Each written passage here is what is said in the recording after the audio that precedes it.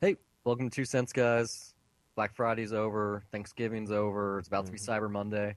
This is, of course, November 29th, 2015. Well, you didn't know that for sure, but we're letting you know. And we got our weekly Why would roundup they here. not know that? I don't know, this will be the If first time listening. I gave out some business cards at the bar last night, so maybe we got new listeners. not for real, Yeah, for you real. have business cards. I have like old business cards. But this is Two Cents, one of the shows that we do here at Dollar Reviews. I'm Brian Gillis, I'm Steven Maltmanex. and we're gonna start it off with some Amazon stuff.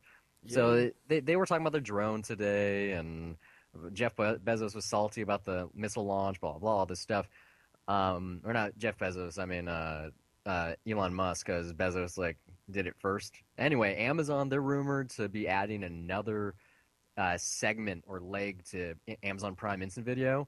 Supposedly, the rumor is that there's going to be other video services at probably at a pay increase for premium content. So, like the no-brainers are Showtime. Obviously, they already have a deal with HBO for their older stuff, but it could be anything. It's a rumor right now, but it totally makes sense to stay competitive.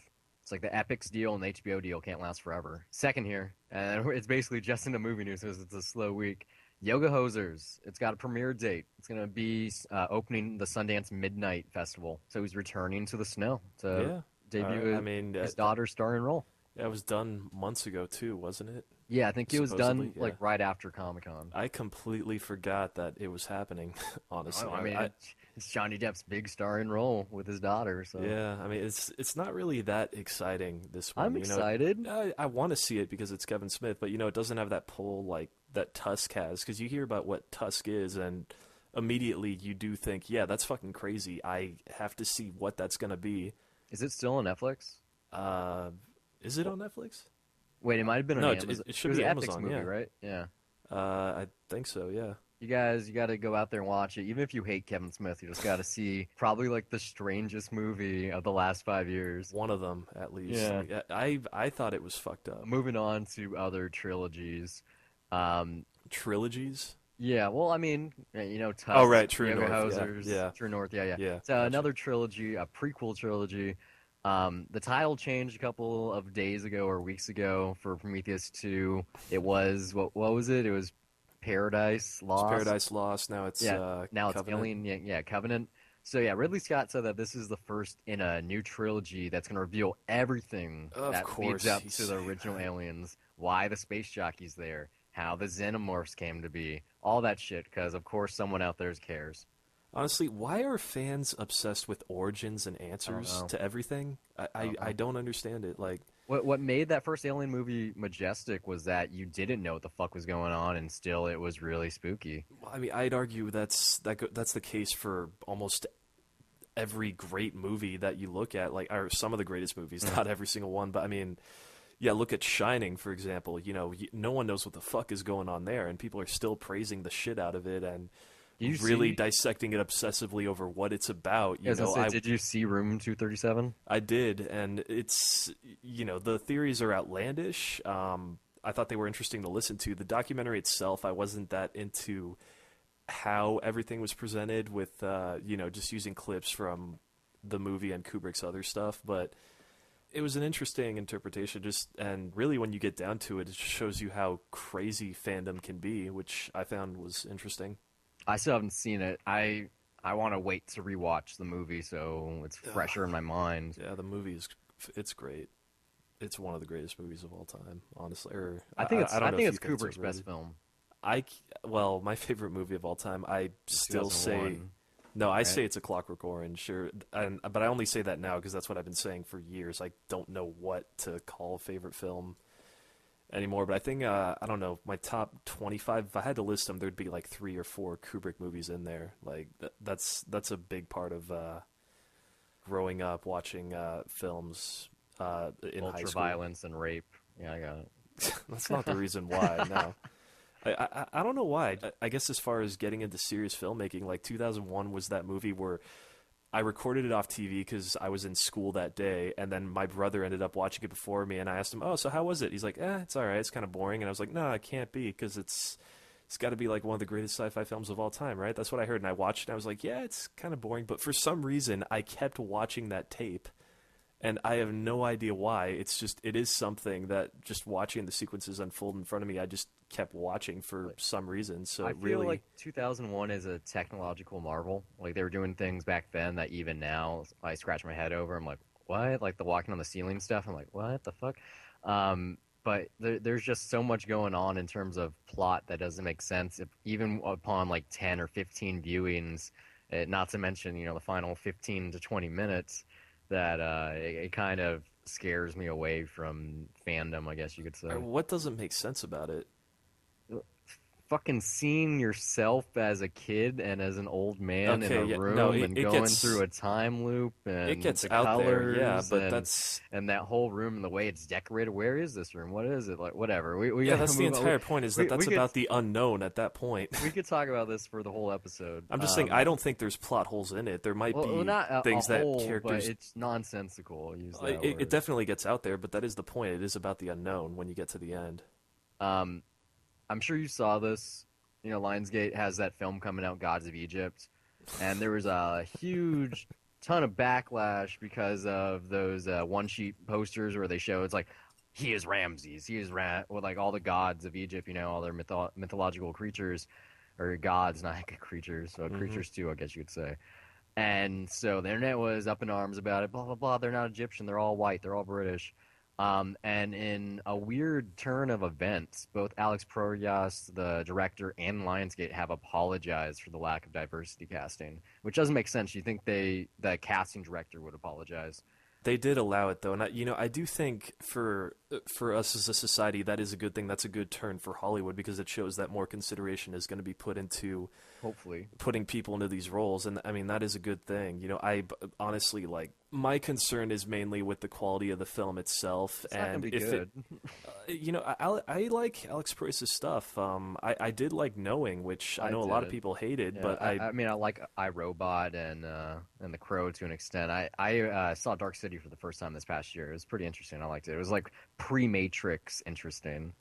I mean, I honestly, the way that I feel about movies is you don't have to obey the rules of reality. Like if you want to cast a black person in a role that's supposed to be white or vice versa, I'm cool with that because that's part of the fun of playing with film. Cloud Atlas, So they good. they definitely played with that. Casting people to play different races and different genders, different nationalities, and I mean I that still does. remember everyone going crazy about the Asian character being the white lady. 'Cause that makeup wasn't good. That was like the Not worst all of it makeup in was the movie. Well, not all of it was good, and you were bound to notice some of it. The But Hugo they did their Weaving best stuff that was they good, could. though. The Tom Yeah, Hanks stuff. they did the best that they could with it, though. And even when you're watching the credits at the end, there is stuff where you do You're like, see, "That was him?" oh fuck, that was Yeah, that was yeah. who that was. Like that's insane. You really got me there. Yeah, one of those got me. Yeah. Yeah, but I mean, but I do think them admitting it that does seem like a good turn of events for studios to at least offer more opportunities to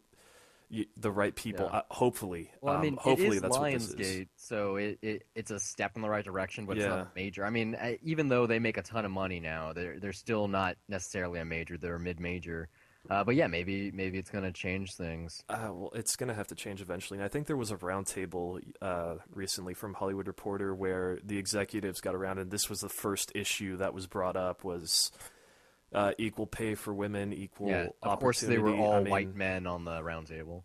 I just hope that what this means is that equal opportunities are given. But then again, I am reminded though of just another sad fact of. If you remember with Exodus, Ridley Scott justified his decision by saying, "Well, what bankable actors are there for this?" And I think That are Egyptian. that might be part of the conversation too. They must have seen this coming too at Lionsgate, and that does seem like a sad fact. It's like, well, other than people that are white, who else is a bankable star of just a different race? I mean, besides Will Smith, yeah, and Will Samuel Smith, or Jackson. Denzel Washington. Yeah. Like there aren't that many, and that's. Then again, I guess we'll probably get into this later. No, I might as well bring this up now. But Michael B. Jordan. I just saw Creed, and I really he's that guy right now that people recognize, that they like, but I really hope that that's a breakout role for him just on an A-list level that hopefully he Because can now. Fantastic Four wasn't. Obviously not, no, but I hope that Creed is that movie that gets it to be so that he can finally headline a movie that people will just see if something that, I mean, just for his name being there. I think he's almost there. I mean, last year, he was in I think Fruitvale Creed may get him Station. there. Yeah, Creed. Yeah, Creed's the big one this year, but like Fruitvale Station, like the obviously, because it was based on true events and it was very timely with its message and all that. Even though it was kind of heavy-handed, like it was about him. It's all about him. It's like 85 minutes of just him. yeah, no, but what I'm saying is for the sake of, just not Like just a U.S. actual audience. star power. Yeah, Yeah, an international one. Hopefully his name will could be be big Creed, enough yeah. now that he could sell a movie. That's what I'm saying. I mean, I brought this up just a second ago. Fantastic Four. Fox announced that or they didn't announce it, but they finally removed the Fantastic Four sequel from their calendar. Of course. Of course they were, but they didn't remove it until like 3 days ago. It was just sitting there. It was like, we got a sequel coming, guys. Like, I seriously hope that this means that the rights revert back to Marvel, because like Sony, they did it, and maybe Fox will do it, because all they need is X-Men. All they know is X-Men. Like, okay, well, sure, we have Deadpool coming in a couple of months now. Damn, that is a couple. It's like 3 months until Deadpool. Yeah. Um, but yeah, they know X-Men, and Fantastic Four has kind of failed for them 3 times, so should toss it back in the ring. I just find it funny how this movie keeps getting a beating before some people get a chance to see it. Like, Josh Trank famously dismissed it right before the movie came out, like a day before. And then deleted his tweet. Yeah, now this announcement is coming out, like days before the movie is about to hit home video? Isn't it already on home video? I don't know. Or if it hasn't come out already, it's about to, yeah, it may be on digital right now, but yeah, the perfect news if you want to get people to actually see your movie. Like, oh, hey, we end planning on making a sequel, and now we're not gonna. Yeah, of course. Although not gonna. I think Simon Kinberg, he went out and said, well, it's still being thought about, it's still in development. No. Like, but I think what they could do potentially, not in this X-Men movie, but in the next one, have like a backdoor Fantastic Four and introduction, like Miles Teller shows up in the scene or something like that. Like, that would make sense, because then you could like gauge consumer interest or audience interest in those characters still. Since they were planning to, of course, make a shared universe, and they already have with, like we just said, Deadpool and obviously Gambit, which is coming a little later in the pipeline. But yeah, it just not a good movie. You should listen to our review. It's great. A while ago, I think it was like 3 months ago now, I was talking about Darren Aronofsky and Channing Tatum making a Evel Knievel biopic. Apparently, that's not happening. Part of the reason is because of Jennifer Lawrence is doing the movie with Aronofsky that no one knows anything about. But Paramount has got interest in an Evel Knievel biopic now. They're hoping to get the Departed team back. They already have the same screenwriter adapting a biography. I think Scorsese's producing it, or at least it's his production company. He's making rounds, so he hasn't committed. But they've been trying to make a movie about the famous stuntman since, I don't know, I think it's like 15 years now or something like that. So if they can get that team together, like maybe it will be good. It also matters who stars. I think Johnny Knoxville would be like a perfect fit. Really? Not with Scorsese, but who knows? He could do a dramatic turn. He could be good. What has he done that's good? I like The Ringer. The Rundown, The Last Stand. Oh wait, he was in The Rundown. That was Sean William Scott. Man, I don't know. Just some about Johnny Knoxville. It's more fun watching that guy hurt himself. Like, so I'm saying, this is about a guy that fucking built a rocket and tried to shoot across Snake River. Okay? I can't believe I didn't think of that. You have an excellent point. Right? Yeah. He spent like how many years of his life and how many millions of dollars trying to do this stupid stunt that doesn't mean it. And now you have people like free falling from the fucking cusp of outer space, and without him that possibly couldn't happen. Yeah, I could see it happening now. I just mentioned Jennifer Lawrence a second ago. She was named Entertainment Weekly's Contender of the Year. I have the issue. I read her like two-page spread, which literally is a spread. She has like cleavage shots in there for some fucking reason. It's like, why would you just wrote this essay about equal pay and women's rights and whatever. Not my. Hey, it's her battle. choice. It's her choice. Yeah. But she revealed in the interview that she's directing a comedy. There's obviously not much known about it. Who knows when it's actually Is this the happening? one that has to do with Amy Schumer? No, that's what she is writing that with Amy Schumer and Amy Schumer's sister, and she's probably the two of them are probably going to star in that. Who knows when that's going to happen though? Apparently, that's almost done being written, at least the first draft anyway.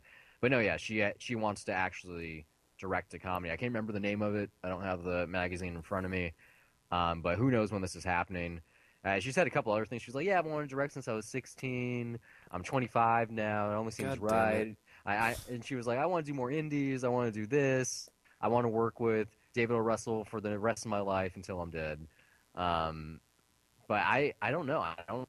I mean, of course, actors make the jump to directing eventually, but it seems pretty early for her, especially because Winter's Bone was only 6 years ago. Yeah, no, she just finished Hunger Games too. I mean, she's moving on fast. I know. Like I don't doubt that she can do Honestly, it. I'm jealous. She's Fucking, I'm the obviously same age, yeah. so She's a very capable actress. yeah. One of the great young ones right now.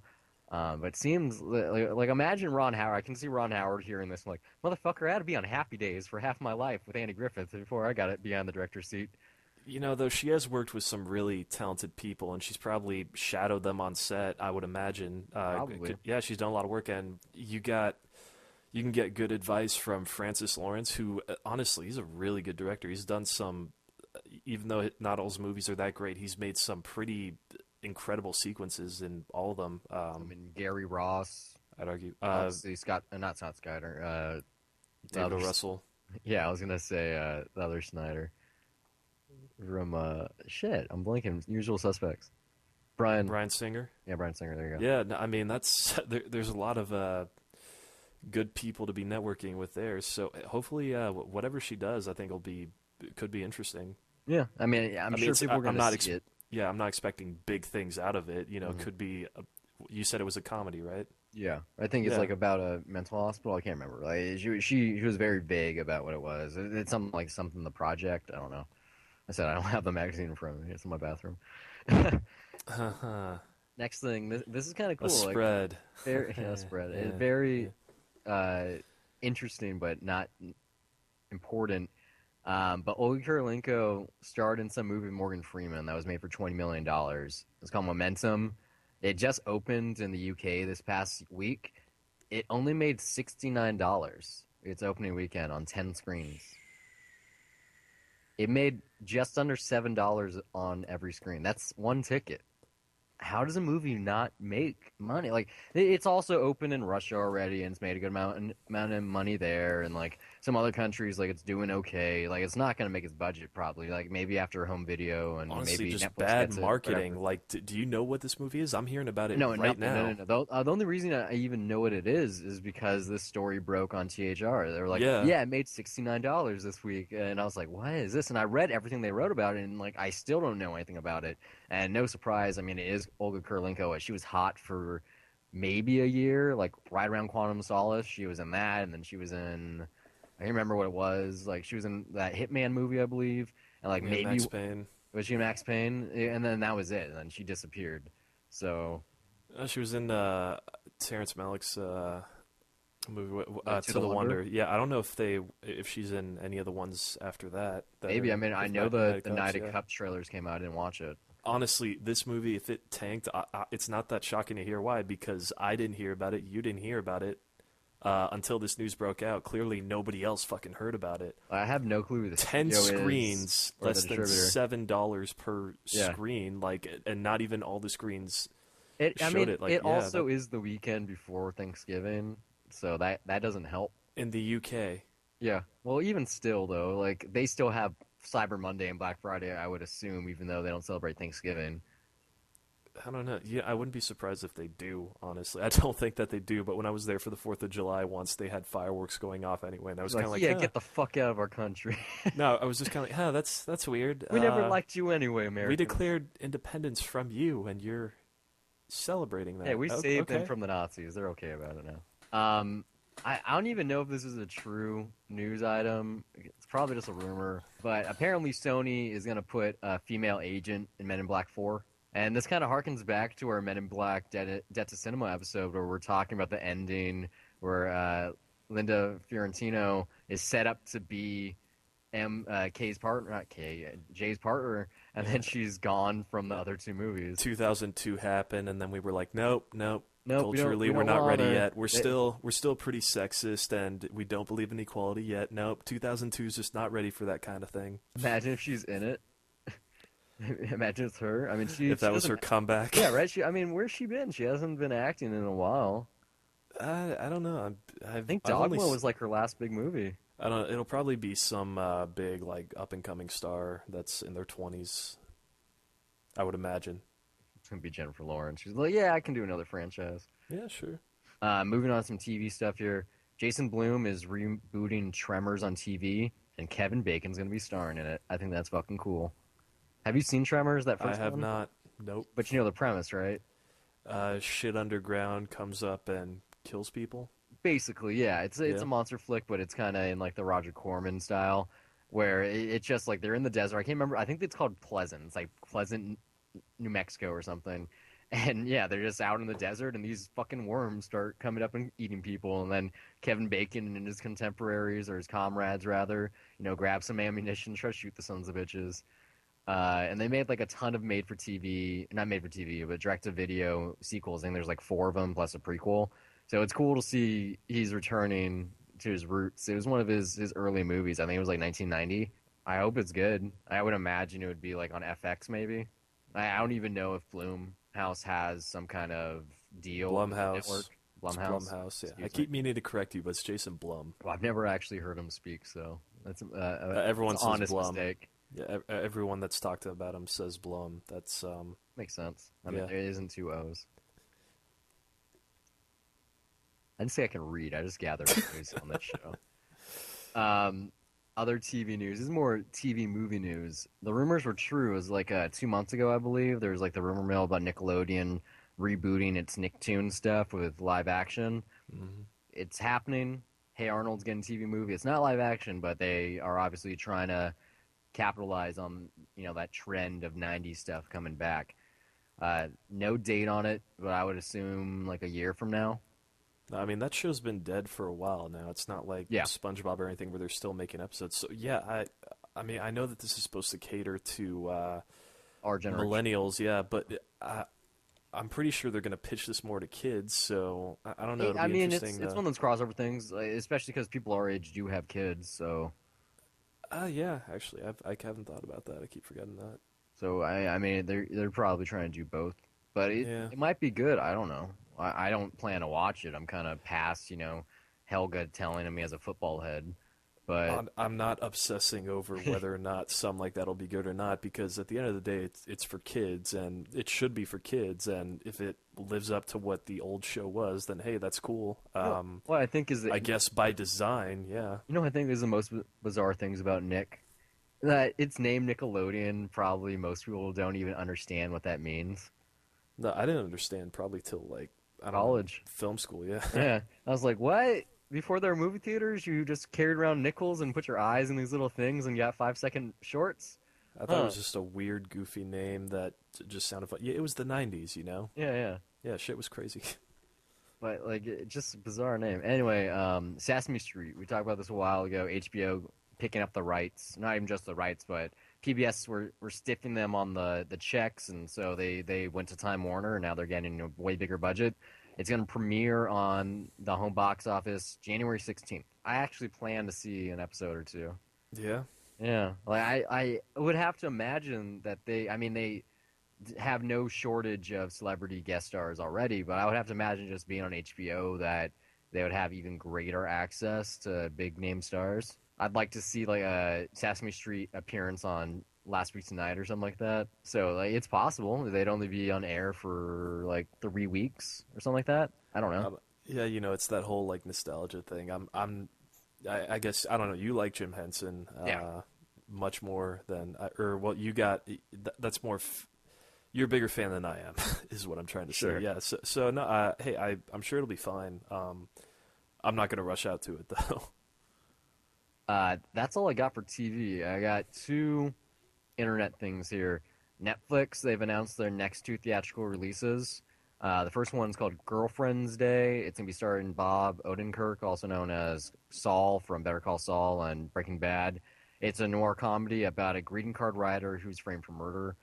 Sounds like it could be good. Definitely makes sense. I mean, he just got a show on Netflix right now. And the other one is Mercy, which is a home invasion flick written and directed by the guy that wrote that Buried movie starring Ryan Reynolds.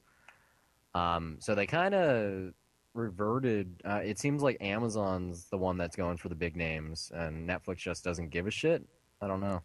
They're probably giving the smaller names more of an opportunity to get more exposure, I guess, because not many people know who Cary Fukunaga is, but Good enough. definitely he got a lot of exposure through Beast of No Nation. I mean, and True Detective last year, so Oh yeah, and then I don't know, you said the writer of Buried, which yeah, yeah, I don't think that many people saw that. no. So yeah, it's good that they're at least getting that. That might be the best work that they can get, because I can't imagine it would be that expensive to for Netflix to put money for that stuff. But like the thing I'm just is, guessing. Ridiculous Six, which comes out next week or a week and a half from now, that doesn't have a theatrical release. That's just Netflix.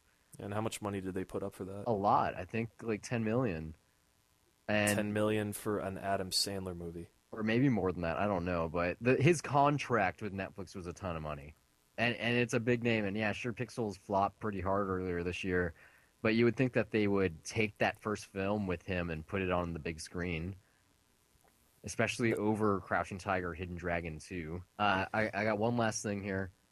Amazon, they're making a pilot for The Last Tycoon, the F. Scott Fitzgerald story, his final story, his unfinished work, and Matt Bomer's going to be starring in it. That's all we have for the news. We're going to do something different right now. As you know, we usually do Steve, what'd you ingest this week? We're changing that. This is going to be the final week we do this on this show, and it was only because we had such a short news week. Going forward, we're going to Very start. dead, yeah. Yeah. So going forward, we're gonna start doing the what you watch this week as the new Dollar Reviews eponymous show. It's gonna take the place of the spoiler-free new releases, and of course, there's gonna be crossover. If we do see a new release, we're still gonna review it there. But we're gonna try to take a page from Ebert Robert and do a at the movies style with lots of stuff and just reviews. That way, if because we don't know if you care more about the news or the reviews themselves. So we, want to just split it up and have more stuff out there, diversify our shows, if you will. So to begin with, this is kind of a prime example of what the new show's going to be like. Steve and I just so happened to both watch Cop Car this week, which is directed by John Watts, the guy who's directing Sony's new Spider-Man movie. It stars Kevin Bacon. What do you think? You said he's directing the new Spider-Man movie. Mm-hmm. Let me ask you, do you get Fuck any no. sense that he... No? No. Yeah, me neither. The best I can make out of it is, okay, well, he's good with kids. With There's kids. definitely... Yeah, I do love the opening of this movie where they're just kind of saying Fuck. random curse words. It makes Shit. no sense. Although I don't understand why there is such a long pause. Like, is the kid just so afraid to say every single word? Like, no, it's bad. Because he stops at fuck. It's like, no, that's the worst That's one. the worst one, man. You can't. Yeah, it's like, you don't really. That's probably the best insight that I guess you get to how that kid is raised or his life back home. Probably has some very conservative. I mean, these are kids parents. that are running away from home, and all they take Yeah. is one giant Slim Jim. So Yeah, you really don't get that much. It's just a straightforward premise of, okay, these kids find a cop car, and yeah, then I mean that's all they I take knew it, about yeah. it, and that's all it was, and it wasn't bad. But No, I just like I see this in the same way. Okay, first off, I love Safety Not Guaranteed, but when I found out that Colin Trevorrow was directing Jurassic World, I was like, how, why, what? And Yeah. then even more so now that he's doing Episode 9, it's like, wait, he made this like very small indie movie based on an ad, and now he's huge blockbuster material, and like the same's true here. I'm trying to see more similarities. Really, that's the best I can get to is the kids. That there might be some sort of There's very little action here. Yeah. Like it's kind of funny, but not really. I gotta say though, honestly, the stuff where they're driving the car, that yeah, was yeah. probably the most exciting stuff. Just because I don't know how they managed at the budget that they did to get, what they got. Obviously they had to have been towing the car, but They could have I had rented. a false steering wheel. Like No, on- I under actually the dash did. or something.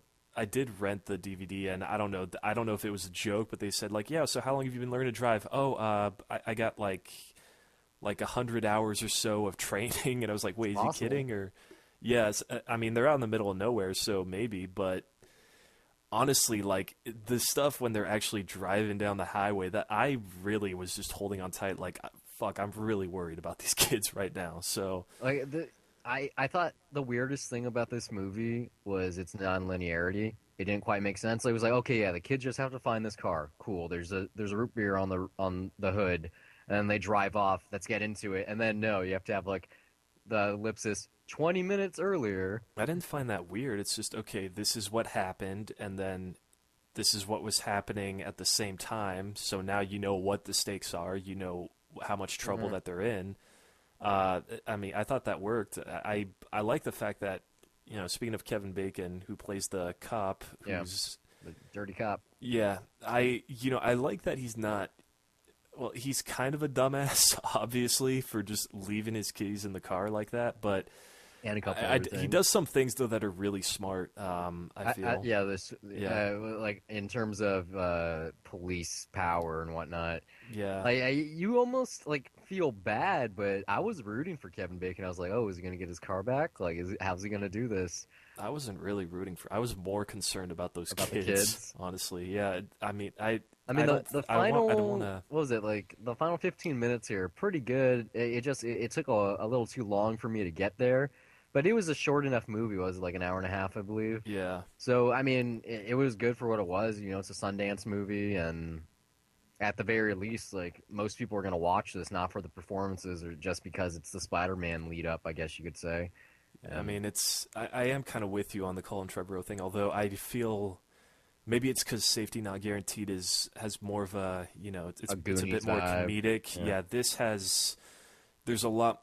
I want to say like it's much more. I More can't clearly see competently made. Like I feel like there are some really good, well shot, especially that shootout at the end. It was hmm really tense, just the build up for it. Although I don't really get a sense that web it would. swinging. Yeah, I don't get the sense of fun unless they're going for a really dark Spider-Man or something. Because I mean, honestly, I was reminded of No Country for Old Men Yeah, with it this, kind of has especially that feel to it. yeah, just that Although middle that's a America lot like funnier than this is. yeah. I mean, it was.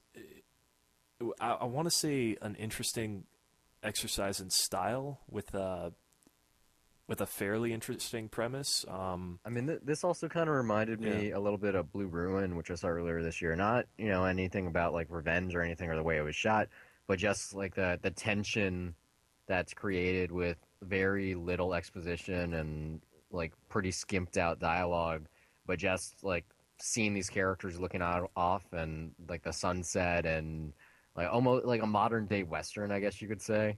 hmm Although the thing is with Blue Ruin, I think there's much more interesting themes in there Oh about yeah, like revenge. Yeah, there's this a is real just story. like This is just it's like almost it's just like Linklater-esque in that it takes it kind of takes the whole film is what the story time is. Let's say 4 hours, yeah, maybe. I mean, three it's hours. really just this premise of like what would happen if These kids these found a crazy cop car. sequence of events just intersected. And that's I do think there is some logic issues. The thing with the woman that sees the car Yeah, in the middle of the road and calls it how yeah. It was going that car really was going fast. so fast. Yeah, It's going you like could 80 you could tell I guess that the car was in the middle of the road or it whatever. was But clearly being driven recklessly, but how can you tell that there's kids in there? It's just like well, thank God that it was to plot raise the ended the way stakes. it did. Yeah. Yeah. So yeah, would you buy this for $1? You know what? I did buy it for $1 Well, you technically. rented it. There's Yeah, I rented it from the library, and their rentals are literally $1, I guess, because they're not making any profit for it. It's just for new releases. That's how uh they do it. Instead of charge a dollar 6 months for it. from now, you can loan it for free from there. But so anyway, technically, I did buy it for $1. But I like that. I'm glad I saw it. It was a nice little independent film, and maybe it's a victim of overhype because I didn't think it was that great, but Yeah. it's definitely worth checking out. Yeah, I think I agree with you. Like, it's not that good. I wouldn't buy it for $1, but it's not bad. Like, it's something to put on. Like, say if this were on Netflix, it's something like to kill the time when you're, bored or like folding laundry or something. Like, it's not gonna steal your attention away, but there's definitely worse things out there. You can Netflix and chill. Sure. Yeah. What else did you watch this week? I know you went out to the theaters a couple times. Yeah, well, I guess I'll go in order. At first, I told you that I saw The Guest before I left when I came back home. So good. Yeah, it was a lot of fun. So fucking like it just has that really good late 80s, early 90s vibe, and of course the music helps with that, but just yeah. Honestly, I didn't care that much about the 80s stuff, and I'm not surprised that this is from the same people that did Your Next, and VHS yeah, and some of the people ABCs of involved in Death. It Follows. Oh yeah, the I'm just, same main actress. yeah, Who's way better actress in this than It Follows, thank God. I think it's the same producers too, but I'm just kind of getting tired of all the '80s nostalgia shit. You know that, but it didn't bother me. I was just kind of like, okay, well, it's there. Yeah, whatever. But honestly, Dan Stevens, I told you fucking when I badass in reviewed it, this like movie. not only is he a badass, but even though he's literally a bad ass, you root for him. Like there's just something like he has that charm where it's like he could be the worst person in the world, but the way he's smiling on camera, it's like I don't give a shit. He's like that guy where I guess as far as '80s action heroes, like yeah, he'd be one of them, like one of those guys that you'd want to be. I mean, just that bar scene, honestly, that was the So best part of the fucking movie cool. for me. I like the party scenes. So like just any scene that he's in, I'd hate basically. to be a bit of a downer though, but in the second half, it did sort of lose momentum for me. I think I that's because I told you when I reviewed it, that middle exposition with the Federal Bureau or whatever it was, that's when it kind of shifted tonally and got a little weird. yeah, evidently though they had to do that scene in Yeah, reshoots because because when they tested the test movie, people were audiences didn't like confused. it. Yeah. Yeah, which I don't know if it would have been better or worse. That isn't what killed the movie for me. It's just the first half is so good because you know nothing about this guy, and it's so much more intriguing to learn about everything. And you just like that bar scene, especially. Like you don't know what's gonna happen. What do You you know order? that shit's Can gonna I go get a down. Yeah. fireball? It was so fucking amazing how that was handled. I mean, it's just really fucking smart. But I don't know, just something about when you get to that second half, it doesn't. It starts out really strong, but it doesn't stay that way, and it kind of becomes a bit more paint by numbers. There's some cool stuff that they do, but That final I, the prom sequence, like there's some yeah, like joke jump scares there that are kind of cool. I mean, honestly, I find the ending pretty hilarious. I want to say it's for the right reasons. Mhm. I No, mean, yeah, just that reaction, final shot, I think it's supposed to be funny. Well, yeah, that just final that line, what the fuck reaction I yeah. thought was amazing. Yeah, but I liked it way better than Your Next. It's a lot of fun. Definitely worth checking out. I mean, yeah, they're both different, very different movies, but yeah, just so good. It's on Netflix. Who knows for how long? You guys gotta go check it out. Definitely buy that one for $1. Yep, definitely. So good. Big, bold, badass. Those are the Oh yeah. words on the poster. I told you this before. Dan Stevens is gonna be in the Disney Beauty and the Beast live action, Mm-hmm. so he's gonna start getting a lot of roles. I would assume. No, definitely. Fucking so badass in this. Speaking of badass, It's a no, never mind. Creed, right? This is a terrible segue because I'm going in order. But I saw The Night Before when I got back. Why was it good? It was. I loved it, man. Like I had a great time. It was fucking funny. Just a Was really Kanye great. good in it? Because I don't remember who did it, but someone fucking spoiled that. Like a major trade. It was either THR or Variety or someone like the tweet literally was night before, comma Kanye West, comma something something. I was like, you motherfuckers. Yeah, they Like they I used knew a Miley Cyrus was in it. they used a Kanye West song, but I didn't see him in it. He's not in it. Okay, good, good, good. No, unless I completely missed that. I was not that tired when I got back because I flew back when I saw this, but I took a nap beforehand. Okay, because yeah, I know Miley Cyrus is in it. Yeah, no, she's in it. I honestly, I thought it was really funny. Just Seth Rogen, Evan Goldberg, they produced it. All the stuff that they've done, they still have yet to really lose me because I'm still, I don't know, maybe I just find their stuff really funny, but I really appreciate that, just the dramatic territory that this goes into and how it really goes against, like, I don't want to say what it is, but there's just some very specific things that happen in movies, especially comedies, and they're very cliche plot points, and this just goes against it and looks at it in a way of like, no, that's not how that would really happen. I mean, I really do appreciate that honesty. It was also it did kind of hit me personally because I guess I am at a point in my life where some friendships are, you know, falling apart. You kind of got to break up on on some things, and I saw it with some friends at a very specific point where that stuff is kind of about to happen. So it really did hit me in that way. I don't think it's the best movie though that these guys have worked on, but I think it's just as funny as some of their other stuff. That church scene, which I'm sure you've seen the trailer. Yeah, they showed us so fucking funny a lot of it in the movie. That trailer. Yeah, I mean, Seth Rogen trips balls the entire time during this movie because he's just on so many drugs and he's freaking the fuck out, and it's really great to see that stuff happen. Anthony Mackie, who really holds his own. Would you buy it for the dollar? You probably would because you're a fan. Yeah, I will absolutely watch it again at some point. I think it's one of my favorite movies of the year. Oh, wait, what? For me? Yeah, no, it could be... Oh, you said favorite, not best. Gotcha. No, yeah, I don't do the... When it comes down to the end of the year, I don't do best of because... Just your favorite? Yeah, I mean, any asshole could look at a list and say, okay, well, objectively, these things probably belong higher, but... I don't even mean objectively. Like, you would place this higher on your list than End of the Tour? No. Well, that's what I'm saying. Like, that's what I meant by, favorite. I can see that. Yeah, but... this is one of my favorites. This is not the favorite. Yeah.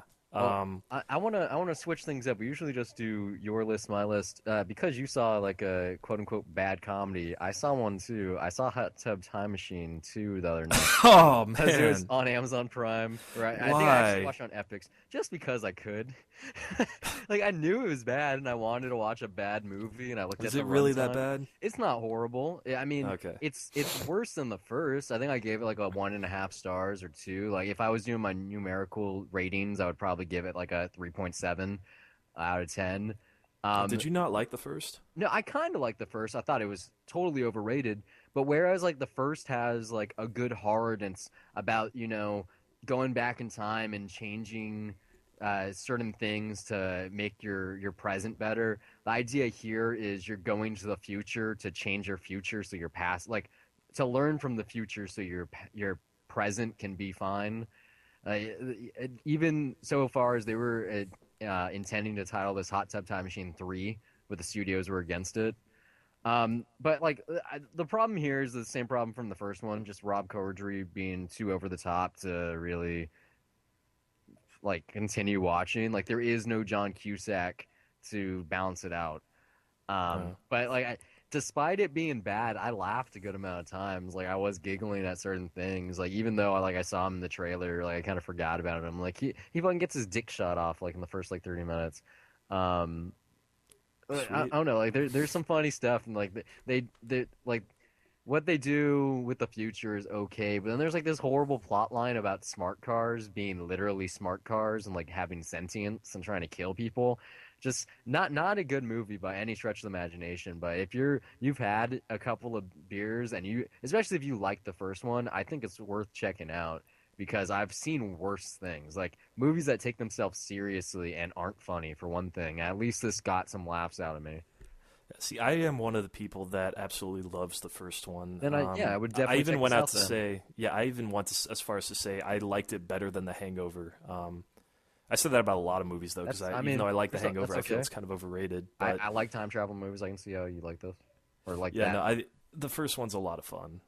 Just keep in mind that John Cusack's not in it. Apparently, I think in the unrated version he makes a cameo towards the end, but I don't know. Why would you cut that out? I don't fucking know. All right. I didn't make the movie. Yeah. Well, anyway, I guess moving on. On Thanksgiving Day, I did see The Good Dinosaur, and I've made it clear. Inside Out. Better or worse than Inside Out? Well, is that really what it's coming down to? That's what I'm curious about. Yeah. Okay. In my opinion, I think they're both just as good.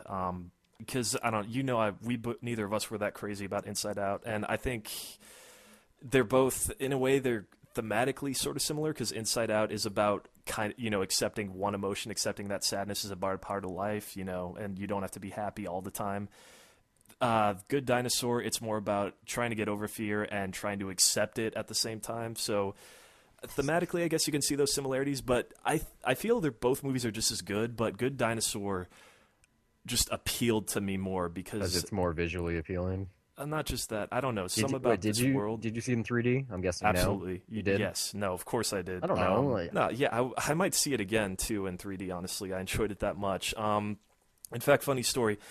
There were kids, of course, and Of course, thankfully, it's Thanksgiving. yeah, but all of them shut the fuck up, except though there was this one moment where this kid behind me just said something, and it was the moment that we had to put on the 3D glasses.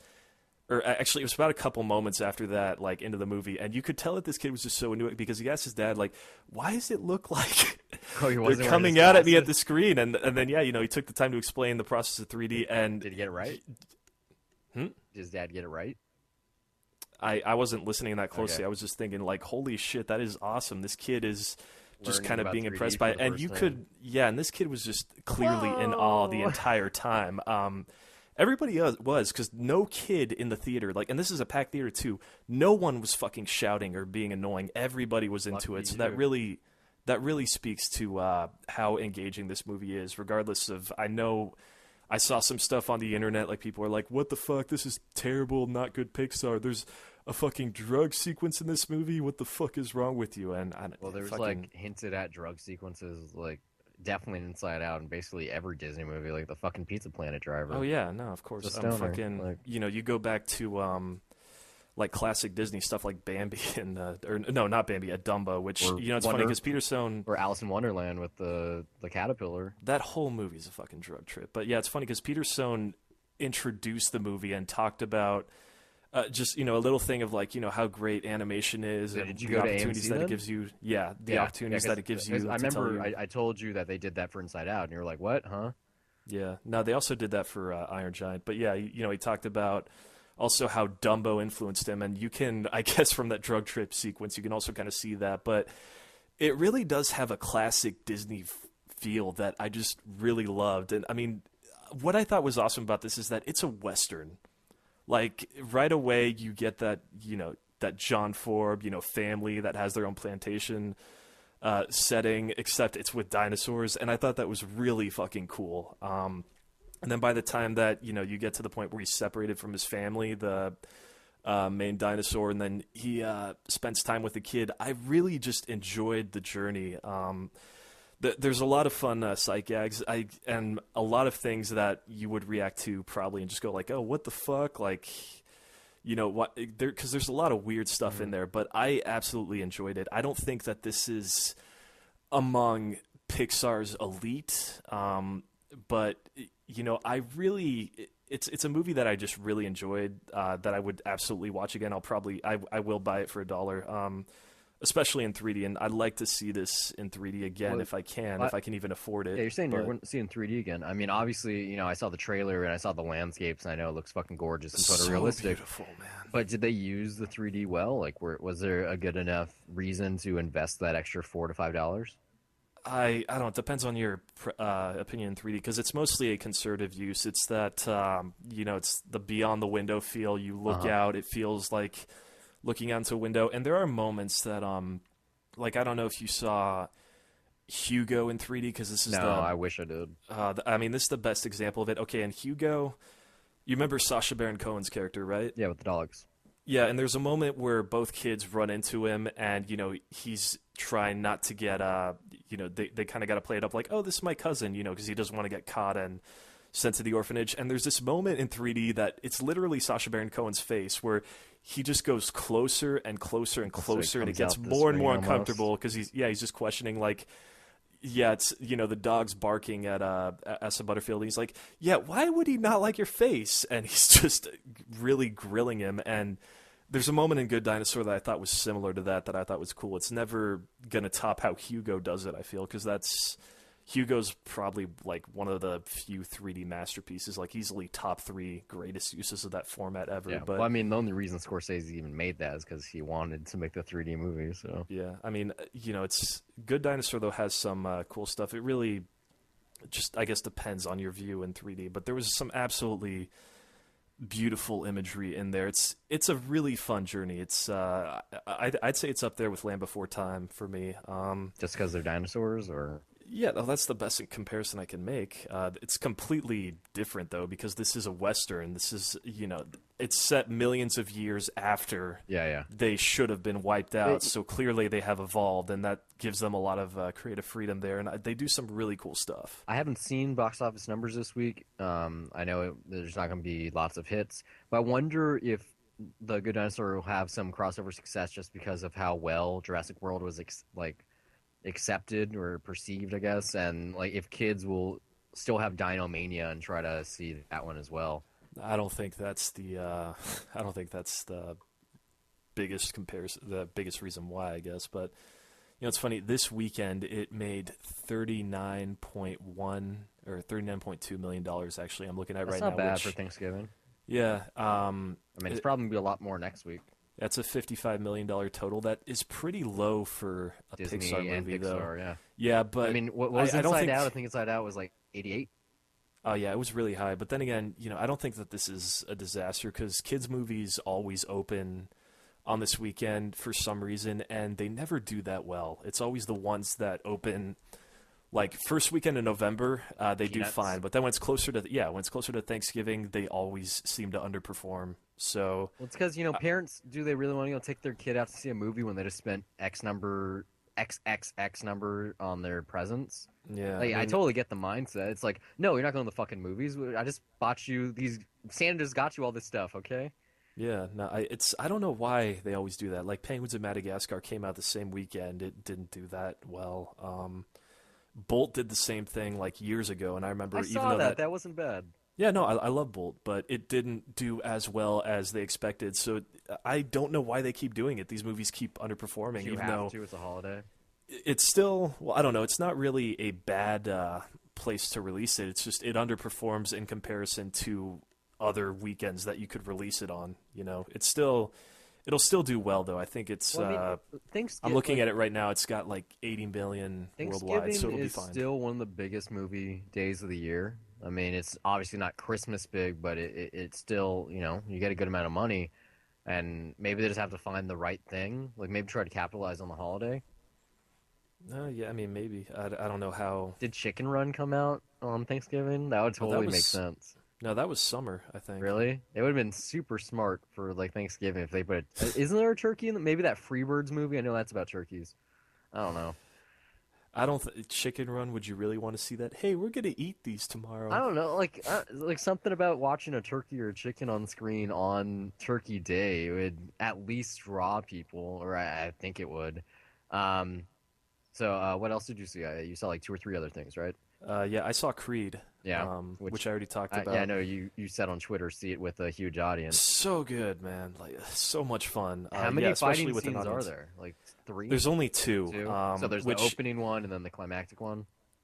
Well, I assume. guess if you want to count the opening one, because it's sort of, I don't know. I don't think it's that big. There's a really good one in the middle though that I thought was really cool and really refreshing. Because it's basically done in a single take. And It's a Rocky finally training him sequence, I'm assuming. I'd say, I don't want to spoil it. Mm-hmm. Well, it's not that big, but it's basically after he's gotten his training. It's his first big fight that gets him known. Gotcha. Yeah, and it's done in one single take. And, normally I can't remember how the fighting sequences were in Southpaw, but I remember I just remember think that we first praised one. them. Yeah, well, it was because Yeah. it felt real, especially that first one, that first hit, that real hit. Yeah, Like, I think it felt was in my maybe seat, and I didn't see it with many people. I think I saw it with like 15 people in my theater. But yeah, like I could feel the hits. Like maybe it was a sound mix or the angles, but like it was like it was actually happening. Yeah, no, I agree. Like, I think just I really felt it. Yeah, I think the sound especially. Although this has that too. Maybe it's because I saw it with a really, really fucking good sound system. But just the way that it was done in one take, like you consider performance at that point too. Choreography. I'm sure there might be some digital cuts in it if you look hard enough for it, and I wouldn't be surprised because it's a very simple take, but probably logistically it's very challenging. But it was just really fucking cool that it still was a fight in one take. It felt like an actual boxing match, and they didn't have to cut around. And so it was kind of disappointing when you get to the final fight in the end, where it's a it's okay. montage, of course, because it's a Rocky Yeah, movie. it's got to be a much longer It fight goes because from it's much bigger. match one, like round one to Round eight one, in like yeah, in but 1 minute. of course it makes sense. But even then, when you get to that, there are a couple of cool visual flourishes that Ryan Coogler does, and I like that he just isn't trying to half-ass it. And he was trying to do something different because boxing scenes, that's something we've seen 1,000 times. Everyone's seen a boxing movie. It's tough to make them visually interesting. Like I really like how the fighter shot them, those scenes on video and presented it like it was an actual HBO fight from the 90s. Yeah. So it's nice to see them try to do something different, but honestly, Michael B. Jordan, like, just really fucking good here. As I said earlier, I really hope that this is like the big breakout movie that makes it so he could sell a movie with just his own name. Did you have you seen all the Rocky franchise flicks or no? No, not all of them. Yeah, I haven't seen the last two. I didn't see Balboa, and I never saw 5 because everyone said don't see 5. I think I've only seen 1 and 6. Or Balboa I is mean good. 6. I saw 5. 5 is okay. Yeah, But yeah, no, I was like, Balboa's I don't good. care about Kevin Connolly picking a fight with Rocky Jr. Yeah, no, it's good though. You should Sylvester check out Stallone great in the role as always. because you but, saw this. I would definitely watch 2 and 3. Oh, no, I still want to see them. Like the first 3, and especially 4. Like those, like 2 is okay, but 1, 3, and 4 are just really good. Especially 4. Yeah, 4 is just a bunch of montages, right? Sorta. I mean, 4 is the one why this movie exists. That's the one that has the reason why Creed is the title. Without it spoil. I'm pretty sure you already know what happens in 4. No, Mr. T was in number 3, wasn't he? Yeah, 4 is the I will crush you. Yeah, the Russian guy. Yes, yeah, Oh wait, so was he the one that killed, or? yeah. He's the one that kills Apollo. Oh, all right. Yeah, 3. 1 is what everyone knows because one Best Picture. 2 is the rematch with Apollo. 3 is Apollo training Rocky to beat Mr. T. 4 is Rocky avenging Apollo's death. 5 is the weird one where Rocky's falling from grace and is like just like they make the statue in Philadelphia. 6 is him with his son and training the Street Fighter, and then I guess Balboa is him like trying to have a resurgence, which I didn't see. No, 6 was good. I haven't seen it in years, but I mean, yeah. This was.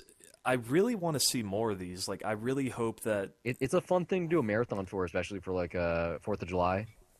What, watching all the Rocky movies? Yeah, especially because the first 2 were based on 4th of July anyway. So, yeah, or like Memorial Day or 4th of July, like something patriotic. No, I believe it, but I'd love to see them come up with more stories with Michael B. Jordan in this. I hope that it's not, necessarily like an every couple of year things. Like, hopefully they may be spaced out even more so that they could do them, I don't know, like every 3 or 5 years or something. Mm-hmm. Just see what that character is up to, because it's really also, I forget her name, but the female love interest here, just really well written. Doesn't feel like a cliche at all. Yeah, and it just kind of presents it in just such a naturalistic way that I really just dug it. I mean, it's a really, really fucking good crowd pleaser. Did honestly. Stallone write this one? No. No, Yeah. I think he's just starring in it. Might be producing it, Yeah, but because I obviously he didn't direct it, but he directed every one, like besides the first one and 6, I believe. Like he wrote and directed all of them. no, he directed 6. Did he direct 6? Then yeah, I think Yeah. he directed I'm almost. pretty all of sure. them. Didn't he direct the first one? No, he just Wasn't wrote that it. a big deal? No, he just Or- wrote that one. He won best original screenplay, I believe, and obviously it won best picture. The Rocky franchise is not something that I grew up with that closely or that I was that into. Honestly, I remember watching the first one just 'cause, and that's kind of it. But I'll probably give it another chance at some point in the future. But just this is a sports movie like this. It's really great to see it with the crowd. Like everyone just walked out feeling great at the end. I'm not ashamed to say when I went to Philadelphia, I ran the Rocky Steps while listening to Eye of the Tiger. Well, don't be, in the freezing cold. I think it was like 28 plus wind chill. And we posed shirtless in front of the statue. It was a good time. Totally worth it. All right. And then you saw one other thing, right? You went to the New Bev. A couple more things. When I go to the New Beverly, I try to make the most and just see everything that I can that's going to be playing that day because it's a drive to LA. So I saw their kid matinee Tom Sawyer just cuz, and It was an IB color print, right? no, it wasn't. But the print didn't look bad actually. The color was decent. It was pretty damaged. The sound, was clicking a lot, but I adjusted to that right away. Though this is a movie that came out in 1973. Wait, I'm curious. Were there a good amount of kids in the audience? I don't know. I want to say like probably 20 people there altogether. Oh, okay, never mind. Maybe 25. Yeah, Maybe for the bigger ones. yeah, no, this was not one of their packed screenings. Like it wasn't like Iron Giant or anything. 'Cause I've always wondered about those kiddie matinees. Like, Yeah, how no, I many mean, kids show up? it depends on the movie. They Yeah. got Elf Yeah, playing that's next week. that's gonna be Yeah, huge. That's not I gonna be kids. That's gonna be more adults. well, it's going to be both. People are going to bring kids. Like I that's love that because movie. that's what It's some so people good. do. When I saw the Iron Giant, a lot of families came and brought their kids, and it was pretty fucking cool. Just seeing them sort of geek out at the end of that movie talking about it. This, Claymation too. Oh my god. yeah, I mean this, it's funny because I don't think you can find it anywhere. I don't think there's a Blu-ray release. If there is a DVD one, then probably might be out of print. I'm guessing part of that was because I was surprised to see the credits say, Reader's Digest presents What? Tom Sawyer. Yeah, no, I shit you not. This is a Reader's Digest film, Wow. Does Reader's which Digest is still really exist? fucking, yeah, really weird. Yeah, but also I guess there's a couple notable names on here. John Williams did the score for the movie, the songs, because this is a musical. Fucking Tom Sawyer being a musical. Yeah, they're written by the Sherman Brothers, who are famous for like doing all the Disney stuff, Jungle Book, Mary Poppins, and yeah, all that shit that I guess you grew up with. They also wrote the screenplay, which I mean, which it's I not that guess good. yeah, it was interesting to Did see Huck that. Finn make an appearance in the movie? Yeah, no, Huck Finn's in it. I had fun with it, honestly. Though, I mean, it's not a very memorable kids movie. Like, but I guess it's the retro vibe that you get when you go to the New Beverly. Because they show a cartoon first, and then they got some kid trailers. But by the way, there was a trailer for 8 Crazy Nights in there, which So might weird. that might be a preview of what's to come next month on their calendar. I kind of want to rewatch that movie, but then there's like the sequence where you got the deers eating shit and they're like all smiling. I'm like, what? Like, You know what? If that trailer is any indication, because for those matinees or just in general, they tend to Yeah, show like trailers little for what they're going to sneak have. peeks. So maybe they will have it, and you can see it there with a bunch of kids. that would be Um, strange, especially because it's PG-13. Yeah, but honestly, this movie, yeah, it is fun on that level. There's a lot of really crazy over the top shit that I really enjoyed. Probably ironically, like I guess there's a musical number where he manages to con these kids to paint the fence in front of his house. I guess it's a well-known thing in the book too. I never read it, but it's ridiculous the way it happens because it's first off, it's kind of racist because it's one black kid and he's like, oh, it feels good to do things for the community, right? Instead of just sitting around all day and going fishing and having fun. And he manages to convince the kid. And he's like, oh yeah, I guess I'll do that. Give me that. Let me paint that. Then 2 other kids come and he manages to convince them of the same thing. And then they all start singing. And then out of nowhere, a shitload of other kids just walk like in single file line with just paint and a bunch of brushes. I'm like, where the fuck is all this coming from?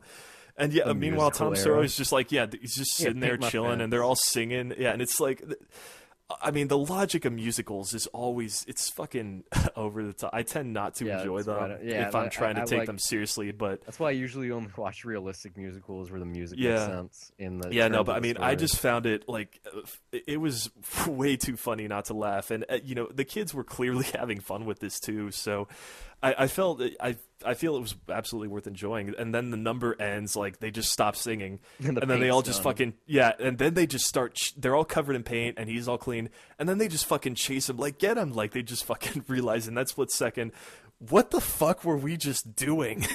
singing a song. And Yeah, and then poor I don't guy. know. There's also there's an amazing moment too where he's in a courtroom scene. He's about to confess to witnessing a murder, and the guy that's guilty of doing it throws a knife at him and it hits the chair, and then he escapes and jumps out the window. It's a 2-story building. They're on the second floor, just fucking jumps out and then runs away on horse. It was so over the top, but everyone was laughing. I thought that was pretty fucking awesome. Oh yeah, the guy was Injun Joe, by the way, who is a very offensive stereotype to Native Americans. So Okay. yeah, just it was funny on that level, I guess, of just a very old-fashioned entertainment. I'm glad I wouldn't see it on my own, but I'm glad I saw it. You know, it's part of the charm of going to the New Beverly is seeing things that you normally wouldn't, and it was really fitting to see it in that place. But Speaking of which, did they accept your trailers?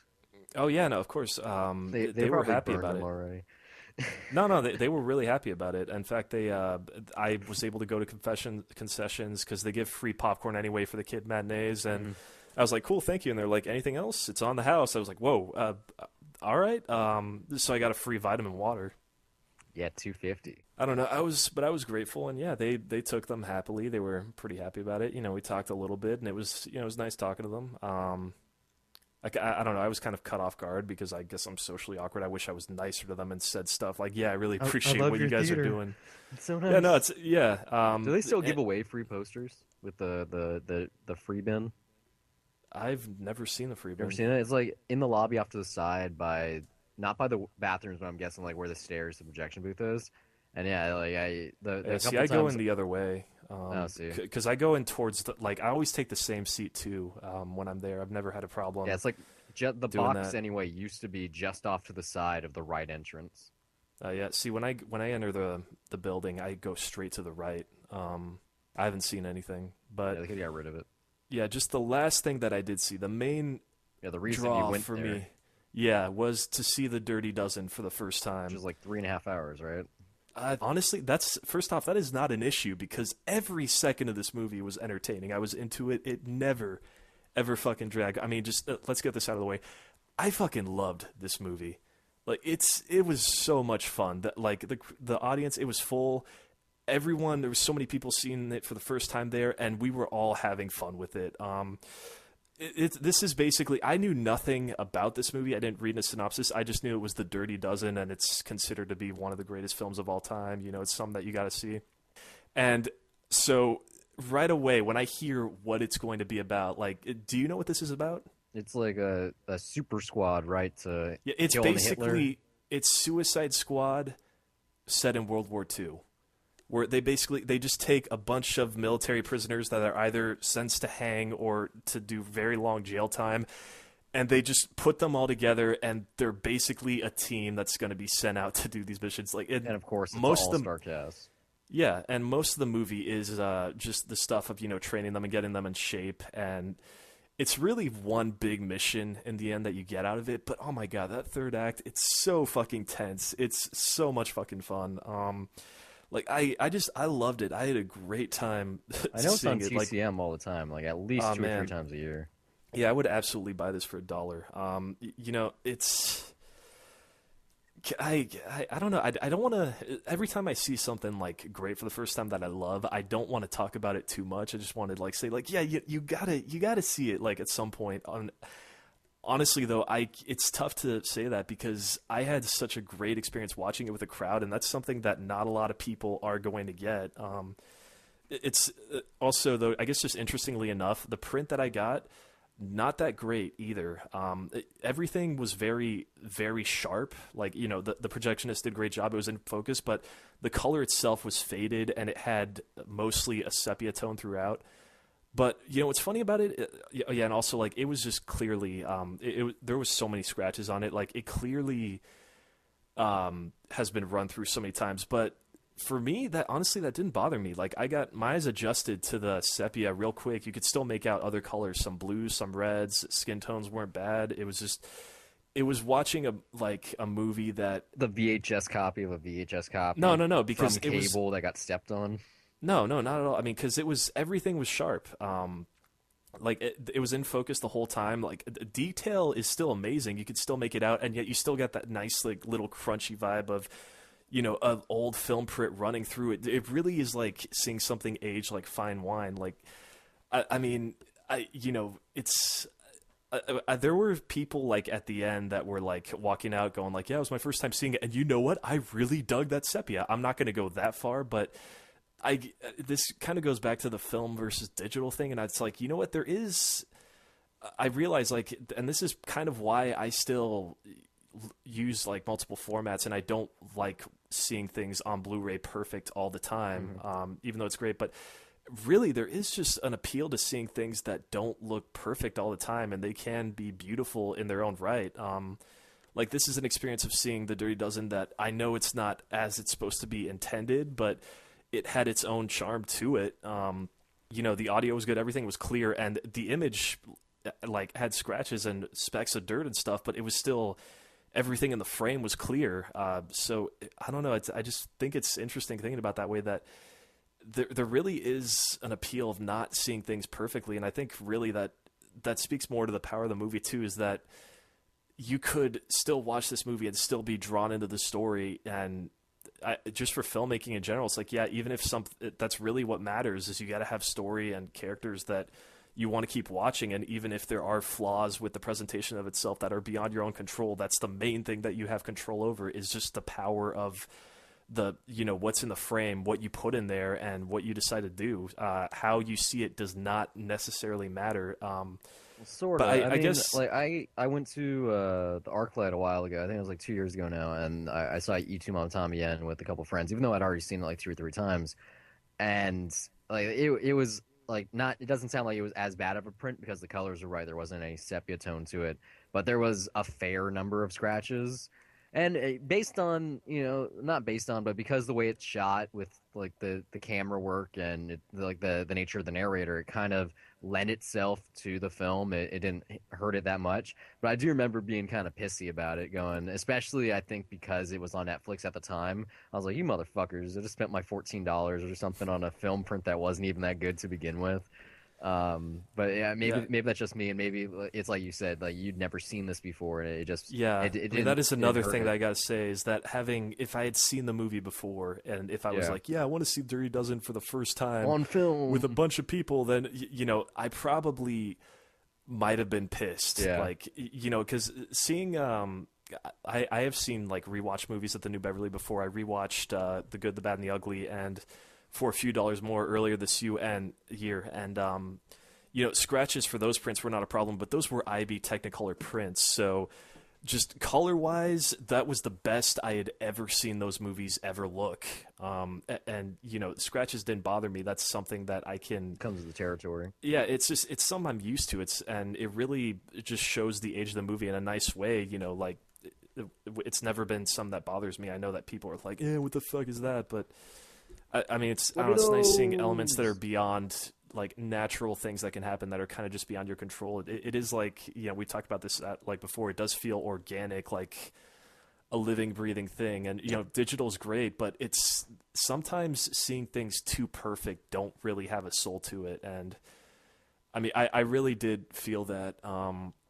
But yeah, if I had seen Dirty Dozen before, I might have been pissed, or I don't know, maybe I could have adjusted to it. Because the same thing did happen when I saw what's it called? The Sand Pebbles at the New Bev. They had the color was so faded on that one. Another It was like, 3 hour war movie. yeah, and it was like, it had a bit of it was practically magenta through like the majority of it.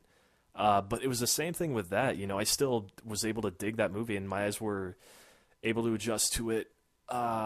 Maybe not as well. Like, I don't know, maybe sepia just was kinder on my eyes. The magenta slightly more Well, I distracting, mean, but also I was because able to take it. like because of the age of the film is like 67, right? So like Yeah, they're both from the '60s. something So in sepia, it just, if you see a sepia tone picture, it kind of makes it seem like it's old anyway. And so since the movie was already old, it just lends itself to the age of the film print. Whereas magenta, is something that's not natural. It's like I was at the bar last night, and the color temperature on the TV was horrible. It was so blue, like skin tone was like milk almost. Okay. mhm. And I told the bartender, I was like, yeah, your color temperature is really bad. He's like, yeah. And I was like, you can fix that. He's like, huh? I was like, yeah, you can fix that. He didn't do it. I was got mad. I was like, it was bugging me so much. Oh man, yeah, that's It's just, that's true now that I think about it. Because on my computer, I got this plugin. I don't know if you have it too, but I recommend it.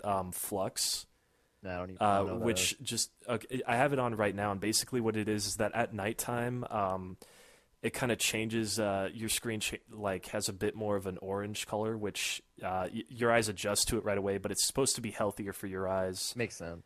Yeah, and right when you turn off the plug-in, it really becomes like jarring just when the Yeah. screen goes to its normal brightness, and then you see like, oh wow, fuck, that is bright, and that really hurts my eyes, and that's probably not healthy. It's Uh, for everyone out there. I recommend you get it and do your eyesight a favor, I mean, please. they make those what do they call them, gunner glasses. It's like the idea is like they're video game shades, and you wear them, and it helps with eye strain and whatnot. And I don't know how expensive they are. I think they're like $30, but it's the same Yeah. idea. It's just it's a filter, it's an orange filter, so maybe that affects eye strain. I don't know. Yeah, well, I guess maybe that's part of why I was able to tolerate the Dirty Dozen. I mean, I could still make out colors even, and my eyes adjusted to it fairly fast, and it was nice just seeing it like everything was pretty sharp and clear, and the audio was not washed out at all. It was a very nice mono track. So honestly, I recommend this movie. I think they do it every year because I swear I saw it last year on the November calendar, but that is the best place that you can see it. If you can see it with a crowd, like just Dirty Dozen in 35 at the New Beverly, that's how I recommend going because it's so much fun. Like I know I would not have the same experience at home with that. Well, I had a great segue and you fucked it up. Talking about orange, I saw Tangerine this week, which is going to be on Netflix, I believe, the 4th. It's the strangest segue to It was make. going to be All right. perfect, okay? But, I'm talking about badass World War II movie full of testosterone, and I'm going to now talk we about go transgender into film, okay? yay! That- All right, on I'm Christmas ready. Eve. Um, yeah, it's going to be on Netflix in a week or so because it's Magnolia Picture. Um, it was really good. Like I didn't know what to Really? think at first because it is like it starts off weird. First off, yes, this is a Sundance flick. Yes, it stars transgendered actresses. Yes, it's shot on iPhone 5Ss. But like after you get over the weird camera jumps, I was like, it begins in this this donut shop, and it's like one angle, one angle, one angle, one angle. It's like cutting back, and it looks bad. It Like crosses the line a it lot, doesn't or cross the line. It's just like I don't know. There was something about it. Like it wasn't jarring. It was just like, oh yeah, this is definitely shot on a fucking iPhone. yeah, it's just one lens the whole time. Yeah, I was like, oh. It's just like a wide angle lens. Yeah, I think sort they of. use Yeah. like three different phones to film the whole project. Um, but like you get over it really fast. Like you just get into the movie, and like the music goes a long way too. Like it's very frenetic and upbeat and like danceable. So like it moves right along. But like at the end of the day, like this is just it's a really fun, really interesting girlfriend movie that's about non like they're not women per se, uh like just the language they use and the fact that they are transgender actresses and like where it's taking place. Like I don't know, like you definitely have to check it out. Like it's very funny, but at the same time like it's like touching in a way, but it's also kind of scary, and it just feels really realistic. I mean, it's produced by the Duplass brothers. It was shot all on location in downtown Los Angeles. I think it's like Santa Monica and I don't know the cross street, and like there's just like dragging at one point, like one of the characters is dragging a girl like through the city, or like there's this like a cab driver who you don't really understand why he's in it, but like it comes into play eventually. It's standard length. It's 90 minutes or so, maybe a little bit longer than that. But I'd check it out. Like it's like a great companion piece for something like Transparent. And Yeah, I mean, honestly, I'm just happy to hear that you're saying like it's a good movie, like is, yeah. just on a story level, because everything that I've heard, it's all just like, Oh, the okay, the movie actresses. itself. Well, no, what I hear is like, okay, the movie itself is okay. It's cool that someone's made some in this world. Fucking iPhone, crazy shit, right? Not Oh my really. I god, mean- I did not see that. Like, yeah, Sundance, that was everyone's kind of reaction, like from the movie, from what I heard from most people, is like, yeah, okay, it's okay. But then the moment that they drop the iPhone announcement, it's like, whoa, I mean, we did not see I that. think people forget that Chan-wook Park directed a film on only an iPhone. I think it was on the iPhone 4. So this is, like a year or two before this happened. Yeah, I mean, I imagine though for this, like, everyone's like freaking over the fact of an iPhone, but I could see it for just the style of this movie and forgetting something like, especially in the transgender scene, you're Hmm. presenting something in LA that's has to have a feeling that's like very raw and very real. And I think, aesthetically, you could absolutely get that with a phone. Yeah. That makes sense to me. Like So there's some really good it tracking sounds very shots fitting. Yeah. that like definitely work with the phone, but I don't know if they use tripods because it is shaky or like not the most steady film in most of Also, it's it. the Duplass brothers, and Well, they did they always do no, handheld and they in the only moment no, stuff. They they produced only it, yeah, produced, yeah. but that is, but That is they're involved most of with their stuff like style, yeah. that. That's yeah, Especially something like Creep. But like there's like no one in this that you know. Most of them are like the two leads. This is like their first project ever. It just so happens to be that they were friends before they got casted, and of course like people are saying that they might be nominated at the Oscars. I'm probably gonna really, win at the Spirit Awards. yeah, Um, but Deputy So and So is in this. really. Yeah. Okay, I'm watching it now. I saw him in two things this week. I'll get to his other film in a second. That's interesting. I didn't think that there were any recognizable No, stars in yeah, this or it's talent. James I mean, I know it's Ransom. the Duplass brothers, but I figured it was all independent. No, it's just him though. He's the only one. You won't know anyone else. That's it. Yeah, All right, and like, I really like him now. Like I didn't know who he was before Sinister, but every time I see him now, I'm like, hey, it's that guy. it's Yeah. that guy. Yeah, yeah. I hesitate to say that I'd buy it for $1. I definitely want to see it again.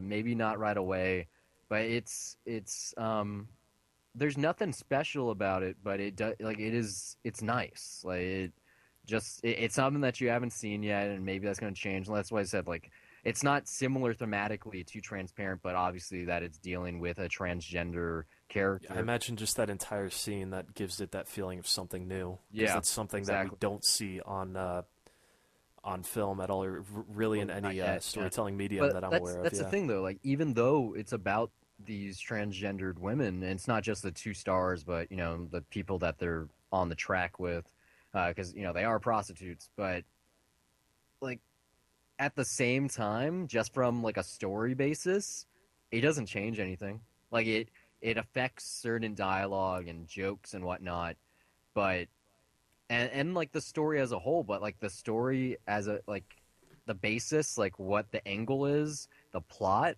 it's no different than any story about two women.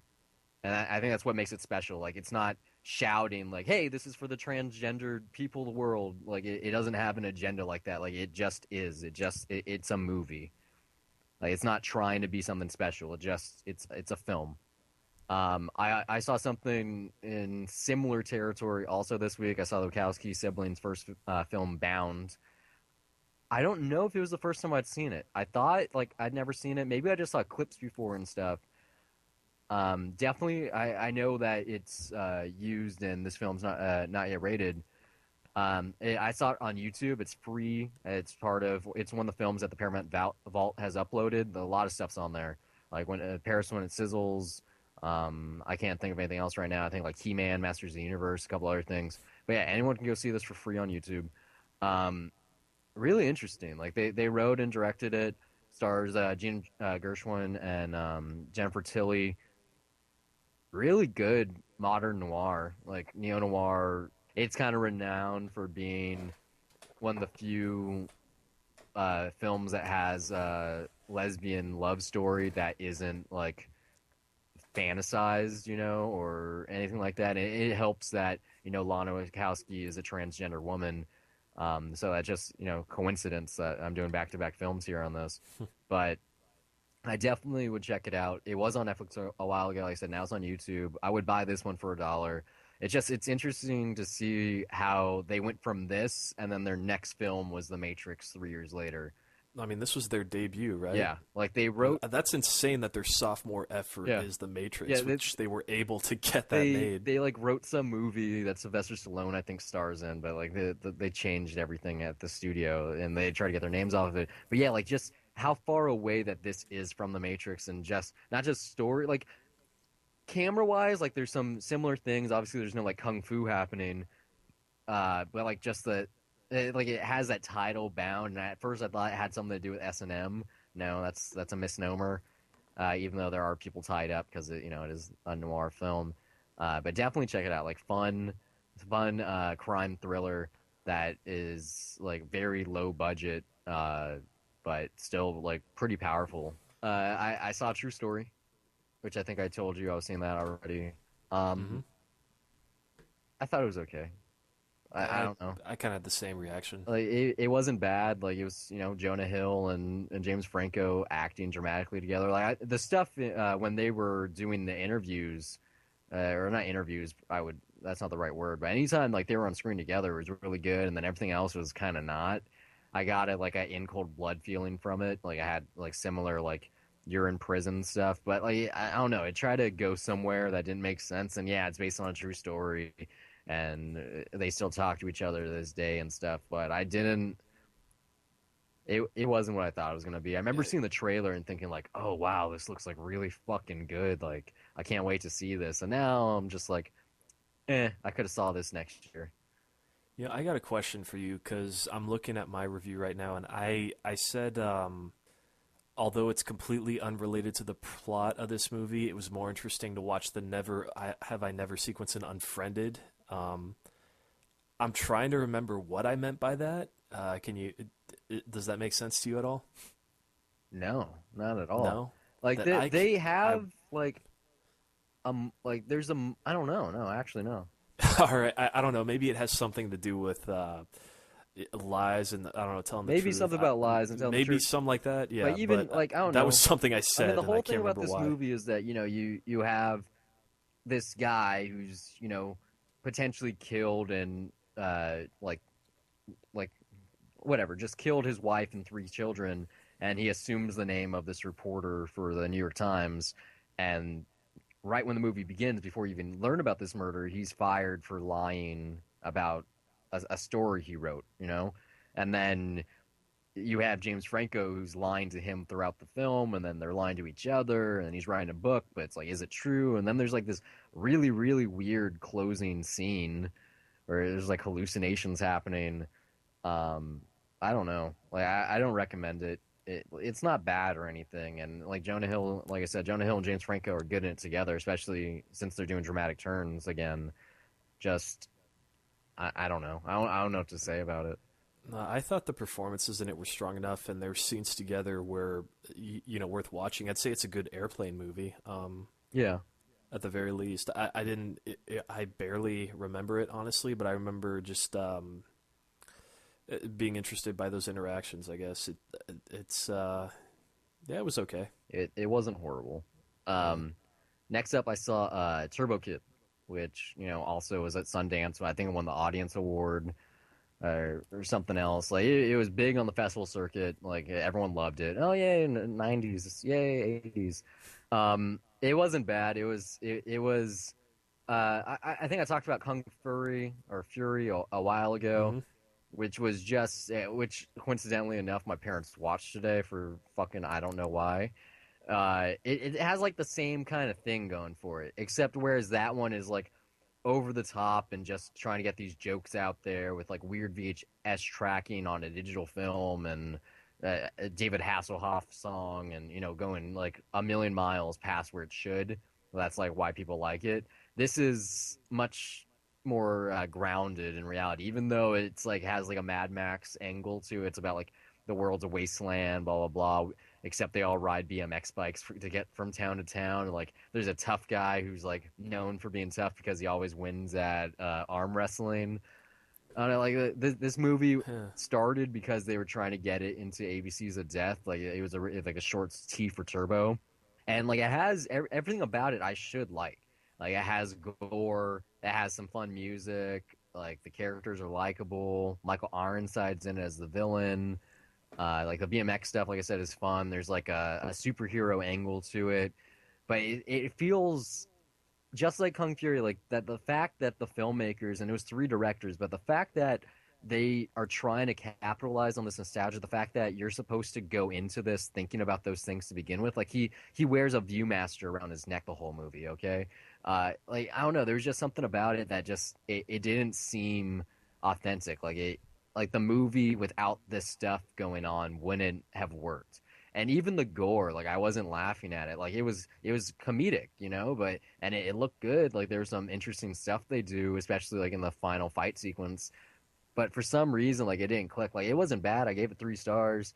definitely, like you said, like this is a definite airplane movie. Even though I think the people next to you on the plane probably like, "What the fuck are you watching?" If it comes in, For Turbo yeah, for Kid, Turbo Kid. I said that about True No, Story, and but that's what I'm saying though. Like I think that okay, this yeah, this is also like a fairly good airplane movie, or like a rainy day movie, you know. gotcha. Um, but yeah, it's definitely skippable. It'd be fun maybe at a party, like if it's playing in the background. I could see it potentially like a year or two from now being something like on Facebook that people really like, or like on Tumblr, like GIFs on Tumblr happening. But nothing special, just a movie. Like could have been really good, and it wasn't. But I got no regrets. Like it wasn't a waste of time. The final thing I watched, you're probably gonna kick out of this. I saw the Old Boy remake after we recorded the Secret in Their Eyes Yet to Cinema episode. After talking about it, Yeah, I was like, you know what? Because it is still on Netflix. That surprised me. I was like, you know what? I want to see this. I want to see it right now. Um, it wasn't bad. You're right. yeah, I preferred some things in it over the Chan Wook Park film. the sequence where he's locked up, is that one of them? No, I didn't like that as much. Even though Oh, that was yeah. they did make it they I mean they did the same thing, but they made it like a little bit better. What I was referring to is the parlor room. I guess I should say penthouse scene. Like the reason why the bad guy does these things makes a lot more sense in the Spike Lee version. Especially like the dynamics that are happening, like why the revenge takes place. Like it is uh, more thought out. Like it's fleshed out more. Whereas like in the original, I hesitate to say the original because it was adapted from a manga. Um, like it was kind of pieced together, but this one it's missing so much. Like yeah, it has the hammer scene, but it's not nearly as good. It's like the fight sequences, like the one on the soccer field or the football field was fucking cool, but that was the only one. Like that was supposed to be the same as like the kids outside the arcade in the Korean version, but like the Samuel L. Jackson torture wasn't nearly as good as the hammer one. Like, but I did like that there were winks. You know, like at one point someone gets a severed tongue delivered, or like Josh Brolin walks into a restaurant, there's a squid on the glass and he's staring at it. You know, it's obviously the same movie. There's not much that's changed, just like certain little things. But I thought it was a serviceable remake. I think that if you haven't seen the original, that this is good enough. Like I think you know it does the story just as well. And if you got some aversion to subtitles and you don't want to see a classic of the 21st century, and then whatever, like you can see Well, this. that's your problem. I Yeah, mean, I don't. I did enjoy the remake. yeah. Like I did. Like I thought it was That's good. yeah, Like I, yeah. No, it's not no. the Like same. It there doesn't was a lot of hold a stuff I candle to it, but it was good. yeah. There was a lot of stuff I enjoyed. I like how over the top Charlton Copley went. I thought it was gonna be more over the top based on what you were saying during 2 cents. Remember, not 2 I cents. felt That's it was pretty over the top. I don't know, maybe not as over the top as Elysium, but I mean, I guess I because I thought about it right after a discussion, and I sort of I kind of thought for a second like, oh well, maybe you'll hate it because you did give the original 5 stars, right? Yeah, yeah. And that's my thought of it is like, okay, I don't hold the original to such a high esteem as other people do. Like to a lot of people, that's one of the greatest films ever made. It really is. It's really great. Yeah, so when you hear the announcement of a remake of that, I figured, oh, okay, well, no wonder why they would probably hate it a lot more. Because I thought about it's like if I heard that someone was going to remake A Clockwork Orange or was going to remake The Shining Both or of those are possible. They have or made other The versions of The Godfather. Shining. Yeah, or if someone even the day that they remake Alien, I will lose my shit. Like I will. Well, I they will basically totally. are remaking Alien. So. Yeah, I will have that fanboy reaction filled with rage that other people have. Though the sequel, I'm fine with. Hey, Ridley Scott, he can do whatever he wants. Prequel sequels. And hey, I enjoyed Prometheus enough. There was a lot of really great stuff that he did with that. So It was mostly just 3D. If I didn't see them 3D, I probably wouldn't have liked it. I thought it was a fun spectacle, honestly. Yeah, 3D spectacle. That opening Iceland stuff, so good. Yeah, yeah. No, I mean, well, just even as a monster movie, or I don't know, kind of. Almost, I mean, almost.